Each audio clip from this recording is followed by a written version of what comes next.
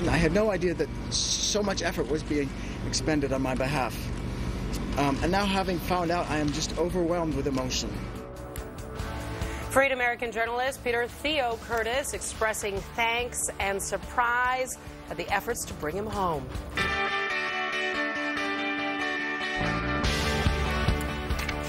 Hello, everyone. Great to see you today. I'm John Berman. And I'm Michaela Pereira. Those stories and much more ahead at this hour. We're going to begin with freed American journalist Theo Curtis spending his first morning in the United States after almost 2 years in captivity in Syria, and he is already speaking out. Pretty extraordinary. We just heard from him last hour from his mother's home in Cambridge, Massachusetts. He got right to expressing thanks for being brought home, with the effort that went into bringing him home. Let's take a listen to what he had to say. First of all, I want to thank you all for coming out here on this beautiful Wednesday morning. In the days following my release on Sunday, I have learned bit by bit that there have been literally hundreds of people, brave, determined, and big-hearted people all over the world working for my release. They've been working for 2 years on this. I had no idea when I was in prison. I had no idea that so much effort was being expended on my behalf. And now, having found out, I am just overwhelmed with emotion. I'm also overwhelmed by one other thing, and that is that total strangers have been coming up to me and saying, hey, we're just glad you're home. Welcome home.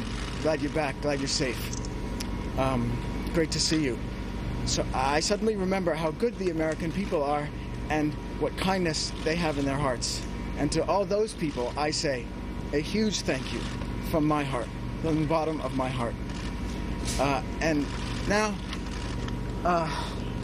look, I'm so grateful that you are expressing all this interest in me. At the same time, I have to bond with my mother and my family now, and I can't give you an interview, and I can't give you a talk back and forth. Can you tell us what it feels like? And that's all I can say to you. But in the future, I promise I will respond to your emails, and I will be present, and I will help you guys do your job. And I'm one of you, and I know what you guys are going through, so I want to help you guys, and I will be there, and I will respond, but I can't do it now. Thanks very much. And off he went back into his home to bond with his family and spend some time with them. A short, direct, and very touching moment there. Miguel Marquez is outside the Curtis home in Cambridge, Massachusetts, where all of that just happened. And we're also joined by psychiatrist Harry Croft. He's a former Army doctor. Miguel, we got to talk about that. He is a sight for sore eyes. What a moment to hear from him. He clearly looks tired, but extraordinarily relieved and very, very emotional. I mean, he was really fighting back tears and the emotions as he was talking. I mean, think of it. 22 months basically kept literally in the dark for much of it, and then to have the entire world sort of focused on you like this, not even knowing during all this time whether or not anybody cared at all or even knew. And indeed, his family didn't know for about half the time he was in captivity where he was, whether he had just disappeared, been killed, or was in captivity. So he is extraordinarily thankful that he is home. His mother, I'm sure, is going to make him a darned good meal, and he clearly wants to get more off of his chest, but just looking at him today, dressed in a t-shirt and jeans and sandals and looking relaxed compared to the videos where he was high-strung and clearly under stress, a gun pointed to his head in one of those videos. Clearly a different man today, and extraordinarily thankful and happy to be home. Michaela? I got to say, what a mensch also, looking at all the reporters, all of you out there saying, I know there's a lot of interest in here, but I got to bond with Mom. Like the ultimate mensch. Miguel, the context of all this happening right now, just a few minutes ago, we played really a heart-wrenching video from the mother of Steven Sotloff, who is in custody right now in Syria. Last week, James Foley was assassinated in Syria. I know this is really difficult, for the Curtis family. This is the tough thing, and you've been to some of these places, John. James Foley, his parents, Diane and John Foley, they became friends with the Curtises while their kids were locked up in captivity. They bonded, they held together, hoping that they could all have this day. It did not happen for the Foley family. When Mrs. Curtis found out that her son was free, that he was standing right next to to the officer from the State Department, from the U.S. State Department, the first thing she did was picked up the phone and called Mrs. Foley, James Foley's mother, who had just gotten the news the week before that her son had been killed in a very brutal way. A very, very hard thing to take.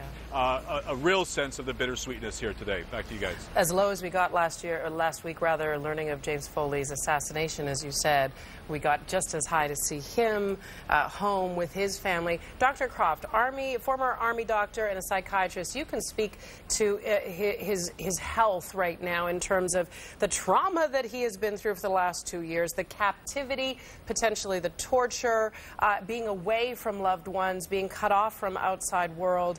Are you surprised he spoke so soon after his return? No, and I'm glad that he spoke so soon. It means that for the moment, he's doing okay. One of the things he said in one of the interviews he did was, you learn to live with the panic. And one of the things about post-traumatic stress disorder, one of the things that military combat members will tell you is you learn to numb out.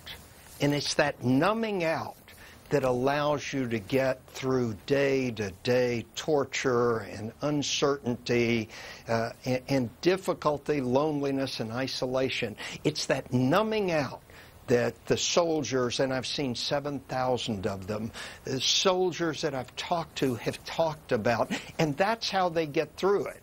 And then they come home, and we see these wonderful events, thank goodness. And John, I love it. He was a real mensch. I love the fact that he's doing so well. I love when we see these videos of the soldiers popping out of the boxes and surprising their children. It's all wonderful. What, unfortunately, we don't see often is what happens weeks and months and years later. That's a good point. And that's when the emotional turmoil begins. Yeah. It's just the beginning of the process. Dr. Croft, Miguel, thanks so much for being with us. They have a difficult, I think, few days and weeks and months ahead of them, to be sure. And again, the last few days and weeks have been so difficult also, especially with everything else going on. I was going to say, survivor's guilt. I'm sure they're going to be feeling the impact of that as well.